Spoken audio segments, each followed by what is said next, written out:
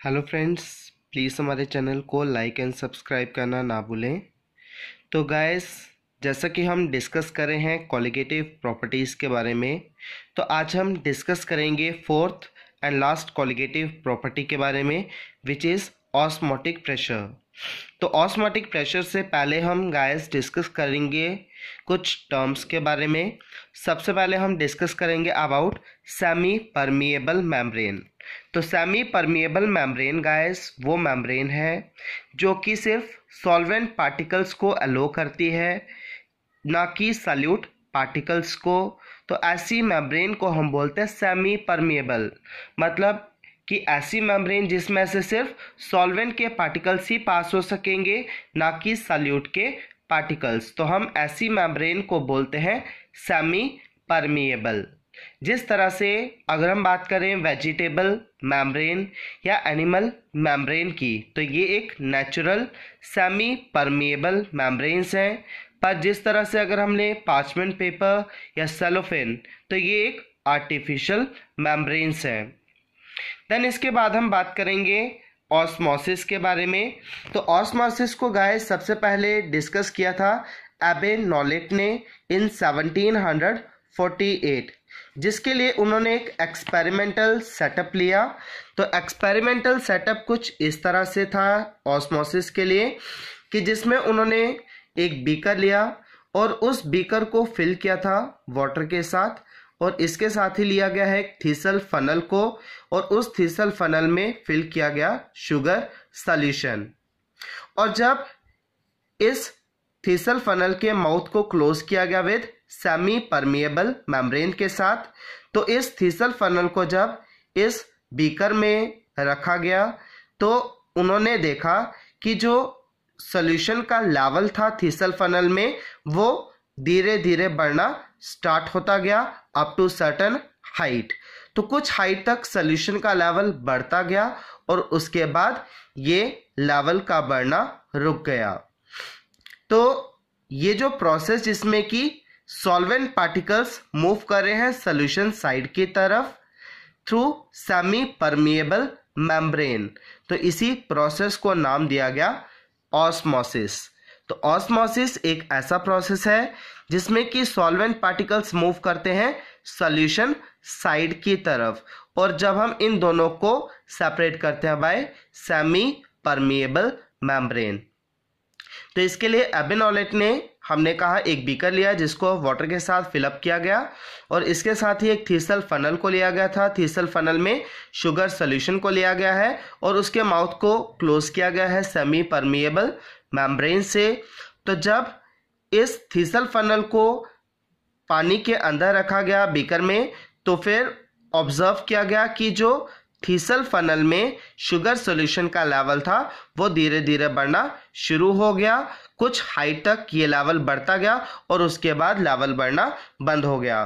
तो यही प्रोसेस जिसमें कि हमने कहा सॉल्वेंट पार्टिकल्स मूव करते हैं सॉल्यूशन साइड की तरफ, तो इसी प्रोसेस का नाम है ऑस्मोसिस। तो ऑस्मोसिस दैट मीन्स वो प्रोसेस होता है जिसमें कि सॉल्वेंट पार्टिकल सॉल्यूशन साइड की तरफ मूव करते हैं। या हम इस तरह से भी कह सकते हैं कि ऑस्मोसिस एक ऐसा प्रोसेस है जिसमें कि सॉल्वेंट पार्टिकल्स मूव करते हैं from low solute concentration to high solute concentration region when both the components are separated by semi permeable membrane. So that means it is defined as the process involving the flow of solvent particles through semi-permeable membrane from low solute concentration to high solute concentration. तो ये है guys process of osmosis, जिसमें कि solvent particle move करेंगे low solute concentration region to high solute concentration region. तो हमारे पास जो अब कॉलिगेटिव प्रॉपर्टी है गाइस, कॉलिगेटिव प्रॉपर्टी है ऑस्मोटिक प्रेशर। तो ऑस्मोटिक प्रेशर वो एक्सेस प्रेशर है जो कि हम इस सॉल्यूशन साइड में अप्लाई करते हैं सॉल्यूशन साइड में, ताकि हम इस ऑस्मोसिस प्रोसेस को स्टॉप कर सकें। तो इसी ऑस्मोसिस को रोकने के लिए जितना एक्सेस प्रेशर हम सॉल्यूशन साइड में अप्लाई करते हैं उसी प्रेशर को बोलते हैं ऑस्मोटिक प्रेशर। क्योंकि आपने देखा ऑस्मोसिस में सॉल्वेंट पार्टिकल सॉल्यूशन साइड की तरफ मूव करते हैं जिससे कि सॉल्यूशन का लेवल बढ़ता है। तो इसी ऑस्मोसिस को रोकने के लिए जितना एक्सेस प्रेशर हम इस सॉल्यूशन साइड में अप्लाई करेंगे तो उसी एक्सेस प्रेशर को बोलेंगे ऑस्मोटिक प्रेशर। ऑस्मोटिक प्रेशर को हम डिनोट करते हैं पाई के साथ। तो हम इस ऑस्मोटिक प्रेशर को एक्सपेरिमेंटली फाइंड आउट कर सकते हैं। तो एक्सपेरिमेंटल मेजरमेंट के लिए बर्कले एंड हार्टले ने एक एक्सपेरिमेंटेशन परफॉर्म की हुई है to find out osmotic pressure. तो ये आ गया हमारे पास डायग्रामेटिक सेटअप है for the determination of osmotic pressure experimentally. तो इसके लिए गाइस ये कंपार्टमेंट्स ली गई हैं। मिडल कंपार्टमेंट आप देख सकते हैं जिसमें एनक्लोज किया गया है वाटर को, और इसके एक्सट्रीम्स में जो कंपार्टमेंट्स हैं उसमें लिया गया है सॉल्यूशन। और मिडल कंपार्टमेंट जिसमें कि वाटर को एनक्लोज किया गया है उसके साथ ही कनेक्ट किया गया है कैपिलरी ट्यूब, और इसी तरह से दूसरे एंड में वाटर कंपार्टमेंट के साथ ही कनेक्ट किया गया है वाटर रिजर्वायर को। और अपर साइड में कंपार्टमेंट में जिसमें कि सॉल्यूशन एनक्लोज किया गया है तो उसके अपर पार्ट में कनेक्ट किया गया है पिस्टन रॉड को, और उसके साथ ही कनेक्ट किया गया है प्रेशर गाज जिसकी हेल्प से हम प्रेशर को फाइंड आउट कर सकते हैं। तो अब जब इस मिडल कंपार्टमेंट वाटर कंपार्टमेंट को सॉल्यूशन के साथ सेपरेशन की गई है बाय सेमी परमेबल मेम्ब्रेन के साथ, तो इस केस में एक पोरस स्पॉट लिया गया है विद सेमी परमेबल मेम्ब्रेन। तो अब जब ऑस्मोसिस प्रोसेस स्टार्ट होगा तो ये जो सॉल्वेंट पार्टिकल्स होंगे वाटर साइड से मूव करेंगे टू सॉल्यूशन साइड की तरफ। तो हम ये ऑब्जर्व करेंगे कि जो इसमें वाटर लेवल होगा कैपिलरी ट्यूब में that will go on decreasing, क्योंकि जब ऑस्मोसिस होगी तो पानी मूव करेगा सॉल्यूशन साइड की तरफ। तो पानी जब यहाँ से सॉल्यूशन साइड की तरफ जाएगा तो जाने पे जो कैपिलरी ट्यूब में पहले से पानी का लेवल होगा तो उस लेवल से फिर आपको इसका लेवल कम मिलेगा। तो आप ये ऑब्जर्व कर सकते हैं कि ऑस्मोसिस प्रोसेस स्टार्ट हो चुका है। तो जब ऑस्मोसिस होगी तो हमने कहा पानी मूव करेगा सॉल्यूशन साइड की तरफ, जिसकी हेल्प से ये जो पिस्टन रॉड होगी तो ये भी ऊपर की तरफ अपवर्ड साइड की तरफ मूव करना शुरू हो जाएगी, क्योंकि सॉल्यूशन का लेवल बढ़ता जाएगा ऑस्मोसिस की वजह से। तो जब ये लेवल बढ़ेगा तो हमें पता चल जाएगा कि ऑस्मोसिस प्रोसेस होना शुरू हो चुका है। तो हमें अब फाइंड आउट करना है ऑस्मोटिक प्रेशर। तो उसके लिए हम क्या करेंगे कि ये जो पिस्टन रॉड होगी इसके ऊपर हमें खुद से एक एक्सटर्नल प्रेशर को क्रिएट करना होगा इस पिस्टन रॉड के ऊपर, ताकि जो पहले वाला लेवल था इस पिस्टन रॉड का इनिशियल लेवल, तो हमें उस लेवल को मेंटेन करने के लिए इस पिस्टन रॉड के ऊपर एक्सटर्नल प्रेशर को अप्लाई करना होगा, ताकि हमें जो पहले लेवल मिल रहा था पिस्टन रॉड का हमें सेम वही लेवल दोबारा से मिल सके। तो हमें उतना प्रेशर अप्लाई करना है जिससे कि कैपिलरी ट्यूब का इनिशियल लेवल हमें मिल सके, क्योंकि ऑस्मोसिस होने की वजह से कैपिलरी ट्यूब में पानी का लेवल कम हो जाएगा और पिस्टन रॉड ऊपर की तरफ मूव करना शुरू कर जाएगी।